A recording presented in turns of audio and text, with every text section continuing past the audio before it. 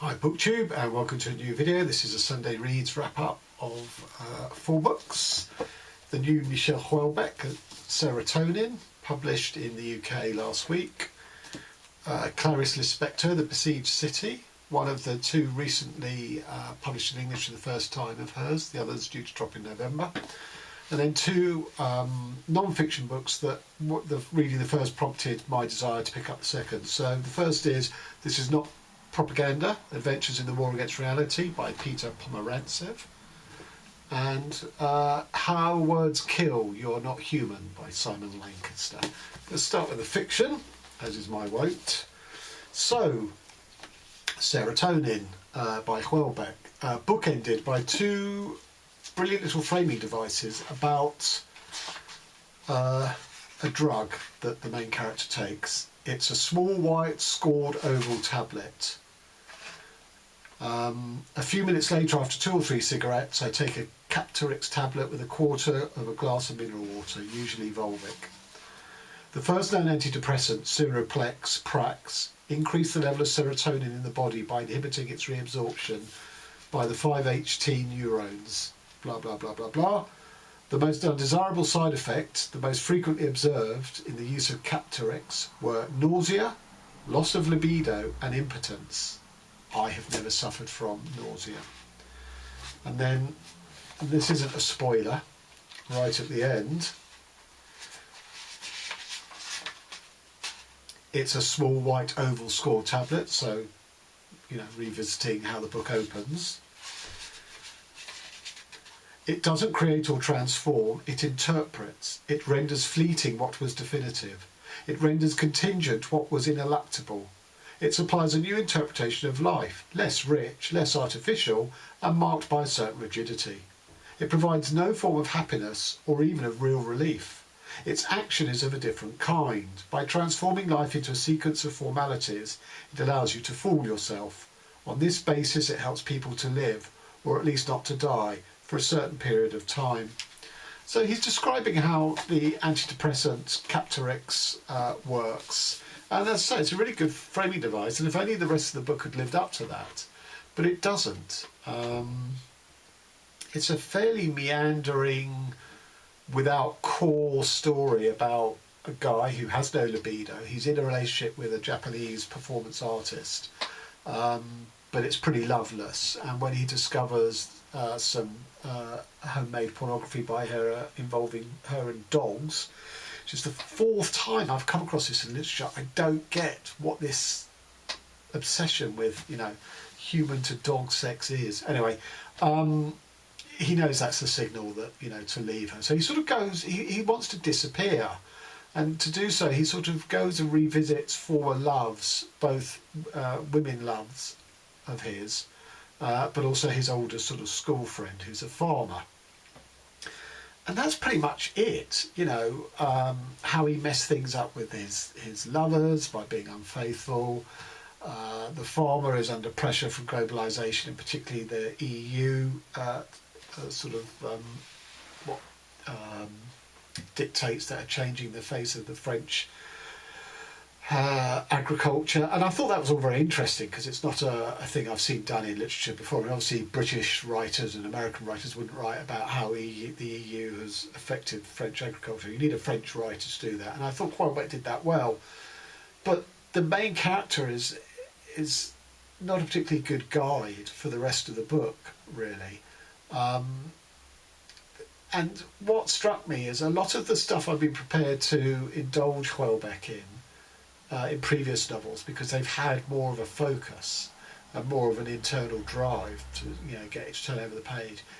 Those same flaws are here, but because the overall structure is not tight enough or inviting enough to make me want to turn the pages, they just become annoying. So there's the sort of casual misogyny, the casual homophobia. It's always been offset in the past by his main characters, referring to themselves in much similar ways, in the sense that, Houellebecq is a misanthrope rather than misogynist. He hates everybody. But it doesn't quite, it's worn a bit thin, maybe, that device. There's also things where, he sort of gives his view rather than the character's view. So it's not sort of woven in organically, and then he'll veer off into something that seems completely redundant or at odds with what's come before. And all of that has been in all of his books. But as I say, because of the overall, one's prepared to forgive them. Here, one isn't, because I'm not sure what this book is about, really. Yes, it's about loneliness and solitude and middle age and being washed up. But with Submission, his previous novel, that was brilliantly frameworked by being put in the context of an Islamic party wins the election in France. In the book, The Possibility of an Island, their people are physically and legislatively kept apart from each other. You know, that is the solitude that they are encountering. So a book about solitude works in that framework and trying to close the gap and reach out to other people in that book. But there's nothing here. It's just him. It's a sort of a road journey, really. There's lots of stuff about food and, you know, the fine food in the French countryside and the fine drinks, and lots of stuff about the different quality of the hotels he stays in. But you know, he, you know, when he pulls his finger out, he can still do it. The rest of the schedule was more of a blur. I slowly got drunk, zapping moderately under the predominant impression of moving from one cooking programme to the next. The number of cooking programmes had proliferated considerably, while at the same time eroticism was vanishing from most channels. France, and perhaps the whole of the West, was probably regressing to the oral stage, to use the terminology of the Austrian clown, by which he means Freud, of course. And then he talks about, you know, basically that while sort of eroticism is becoming more and more prevalent in everything, advertising and online, all this sort of stuff, but in a sort of a derisory, casual way, the whole Western libido is basically, you know, sort of diminishing. So there's really interesting things like that in it, but it's not really developed, it's not really taken on, it's sort of glommed on, and then he moves on to something else. So I was very disappointed in this book. I gave it 3 stars. So in my literary, was it the literary, choose your 5 favourite authors tag, and both Houllebecq and Lispector were in that. And I said one of the defining things about my 5 favourite writers is that if they produced a new book, I would drop whatever I was currently reading to read that. And that's actually what happened here, that I was reading this, then the Houllebecq finally dropped, and I'm afraid I dropped Lispector for the Houllebecq. But anyway, so this is one of 2 Lispector books that have never been translated to English before. The other is called The Chandelier and drops in November. And in many ways it has all the Lispector trademarks of a certain level of intense writing, of introspection, of just fantastic phrase making, and sort of vertiginous writing in some ways. But it has one fundamental difference from books like The Passion According to G.H. and Agua Viva and things like that, in that those characters are very much inside out. Starts off right, you know, they've exposed themselves. You don't have to build up gradually to them. They're laying themselves out, exposing themselves right from word one, in their quest for their relationship to reality, to spirituality, and things like that. Here it's different.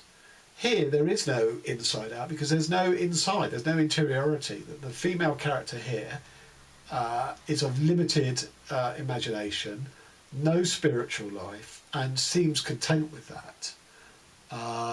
And she is entirely motivated by wishing that everything in life was as it appeared, that the surface should be the alpha and the omega of everything. But of course it isn't, and she's constantly tripped up on this. So, for example, when she wakes up in the morning, you know, the city outside her bedroom has to be reconstructed afresh. When she's looking for a bangle before she goes out on a date, she can't find it, so she ransacks her own room. And in doing so, she transforms the appearance of that room with drawers half hanging out and things hanging out of the drawers. So she's constantly stymied in this wish for things to be as they seem. You know, she associates herself with like statues on plinths in the city. She wishes to be like that. She associates herself with animals, particularly horses, and she refers to her feet constantly as hooves. You know, she wants no more level of imagination and perception than a horse would have. And of course, the horse represents the transformation of cities into modernity as they are gradually replaced by cars, and particularly in this railways, so that the horses come to her city to start building the railway, and then of course they're pensioned after they've completed their task. So it's an interesting book. It's very different in its theme and scope from her previous ones, as I say. But I do find it unsatisfactory when you're given limited or even stupid characters to be our guides, because I'm not sure what they can tell us. So even a book like The Hour of A Breath of, was it a breath? Yeah, Breath of Life. There's a character there totally enthralled to the author who is spinning that character, but she rebels. You know, the author cannot control her. That character rebels, has spirit, has pluck, and goes her own way. This character, even though she's constantly tripped up by the reality stymieing what she wishes reality was, is not nearly as satisfying. Doesn't have.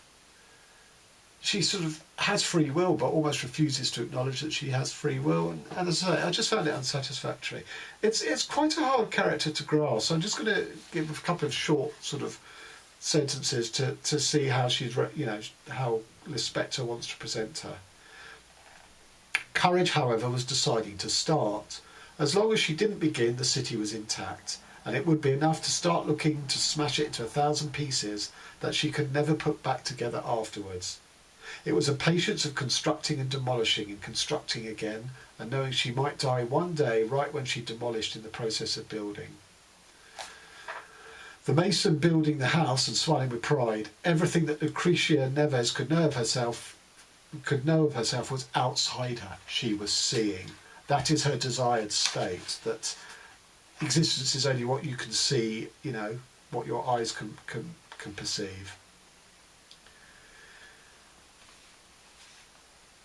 When she'd look for another bit of soap, it wouldn't occur to her not to find it. There it was, at her fingertips. Everything was at her fingertips, which was so important to a person to some extent stupid.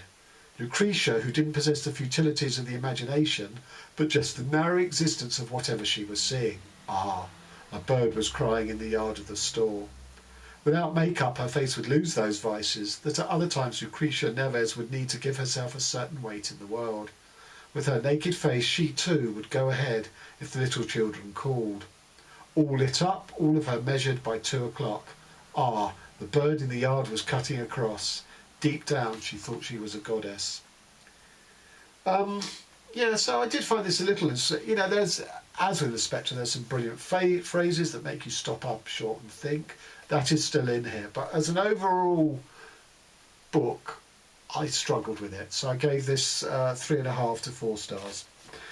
And on to the non-fiction. So I really enjoyed Peter Pomerantsev's first book, which is all about Russia, because it taught me things. It taught me the structure of how Putin has put together Russia in the image that gains him, control. It's not just totalitarian control of, the police and security forces. There's also some clever perception stuff going on. So it was really enlightening. And I came to this hoping for more of the same, although this is on a global stage, not just Russia. But the first thing to say, this is, taken from lots of pieces that had already been published that he expands here. So there is nothing fresh. And I learnt so little in here. That's what was so disappointing. The two things I did learn, one was that when Slobodan Milosevic was brought down from power in Serbia, that a lot of that was around an individual whose name's in here, I can't remember his name, who basically came up with a campaign of pranks and stunts. So peaceful protest, peaceful dissent, but done in such an imaginative way that they were very successful. So much so that this guy goes around the world giving sort of seminars and has contracted to sort of teach dissenting movements all around the world, what tactics to adopt.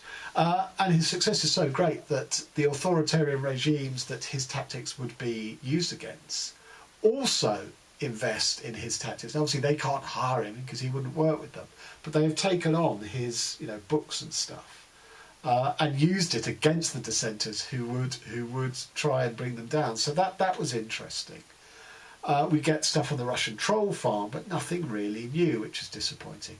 We get stuff on the Philippines and the attack on one independent press outlet, Rapallo, and how they're sort of demonised. We get stuff on Syria. The stuff on the EU is just it's just, again, I think it's very partial, and I don't think it's correct. So this was incredibly disappointing. I just didn't really learn anything. So one bit I dog-eared to read. Everyone lives in their own reality. Everyone has their own truth. There is no reconciliation. So let's talk about echo chambers on social media.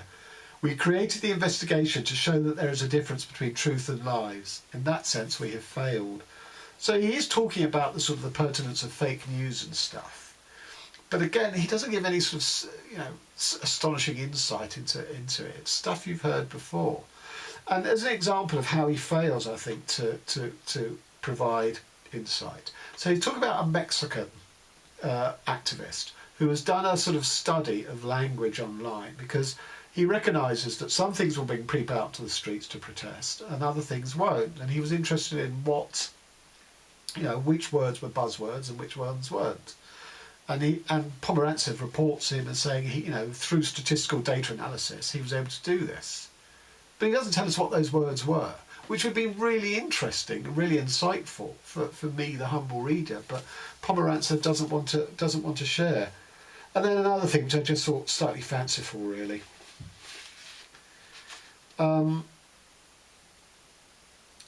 There's this thing called Bulog, which I can't even remember what it is now. Some sort of internet forum, I guess. Bulog readers, it turned out, came from all sorts of backgrounds, from civil servants in the interior to fashion-conscious students in the coastal megacities. This is in China. From self-made business people to housewives. They didn't share much of a coherent ideology when it came to things like economics. But after conducting 27 interviews, Wu started to detect a pattern. Many had been voracious readers from a young age. Not factual material necessarily, but fiction, plays and poetry. This fitted in with previous studies we would come across, where the more creative the literature you read, the more you would be able to imagine a different reality to the one around you. Well, as a writer of fiction, one can only hope. But, I think that's fanciful. And, this is from a data set of 27 respondents, hardly exhaustive. So I'm afraid a 3-star, very disappointing read on that.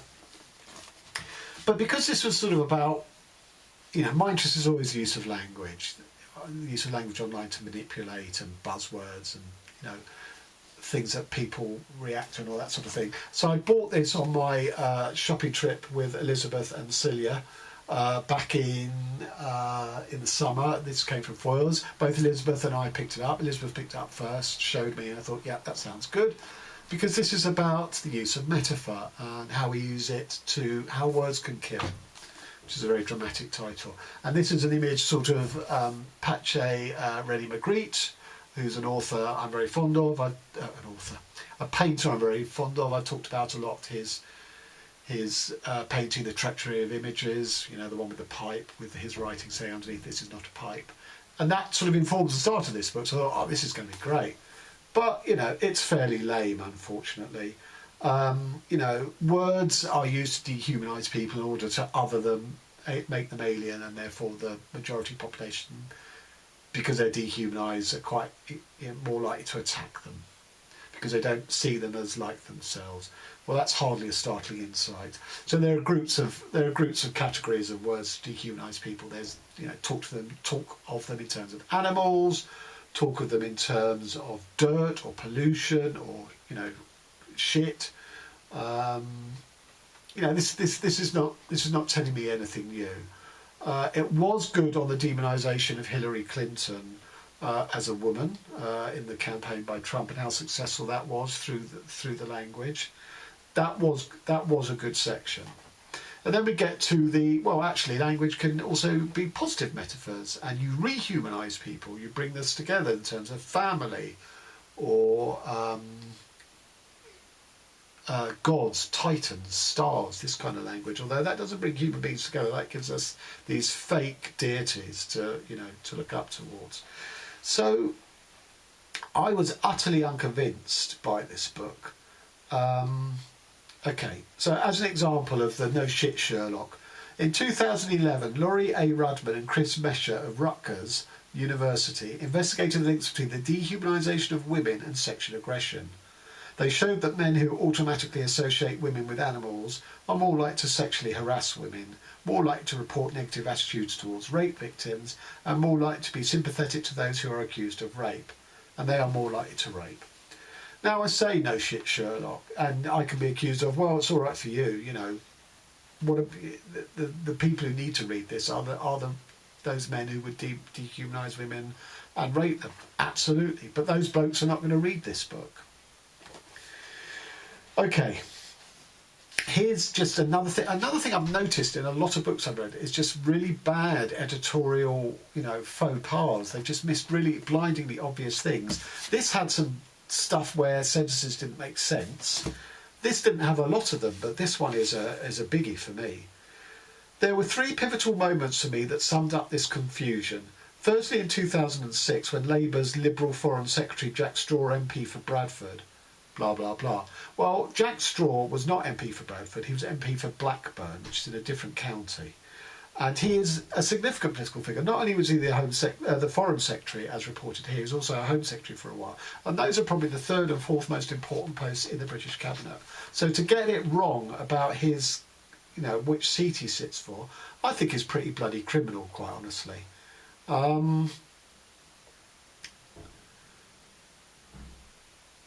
Okay, here's another one. Here's another thing. You know, a book about metaphor, a book about language. The whole point about language is it's elastic, it's elliptical, you know, it has many shades. So, a Times Educational Supplement survey in 2008 showed that 22% of secondary school teachers supported bringing back corporal punishment, along with 16% of teachers in primary schools. Even though corporal punishment has now been banned, the language lingers on. Many schools still recall pupils' misdemeanours as strikes, a testament to the days when they were literally beaten. I don't think that's right. I think they're told as strikes because of the baseball concept of 3 strikes you're out, which has become part of the judicial system, not in schools, I mean in society. So strikes is a relative term in that it could mean, as he says here, referring back to when corporal punishment was literally, you know, caning people. Or my contention is, no, actually, it's the baseball 3 strikes and out. And there was another example of such relativism. Let me find it. It's just here. Right, so it's talking about children and how we sort of use anthropomorphic terms for children. Talking about children as animals seems to most of us to be wholly and entirely natural. If they're playing up, we might say that they're cheeky monkeys, rugrats, or laughing hyenas, which I've never heard of, but anyway. If they're being adorable, they could be a baby bear, a cute little kitten, or a little pup. So far I agree with all of that, apart from the laughing hyenas. If they're being stupid, they could be bird-brained, a jackass, or a dodo. Well, so those terms are used of adults. They're not particular to children. So that undermines his argument. And then finally, psychologists say a fascination with reality and illusion is common amongst those who are bereaved young. It is a consequence of them trying to reconcile their conflicting worlds. The world they wish exists, in which their mother was still alive, and the world they know exists, in which their mother is dead. Well, you know, I didn't suffer any bereavement when I was a child, and yet I'm absolutely obsessed with the reality and illusion. So, you know, I dispute that argument.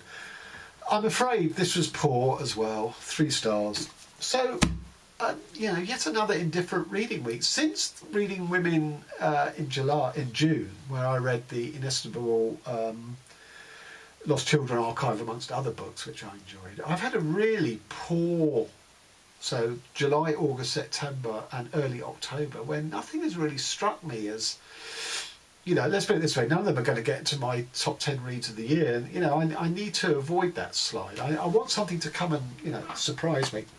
I'm currently reading this by Tibor Fischer, Good to Be God. I've almost finished it. That will not do the job. It's a so-so read.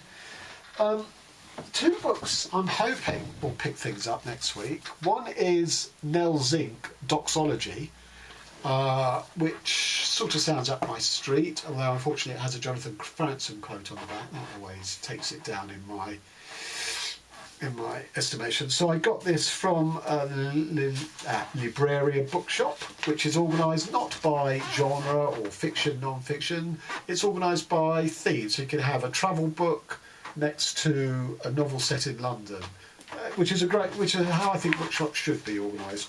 And they asked me if I wanted their stamp in their book, and they have duly obliged. So this is my next read after I've polished off the Fisher.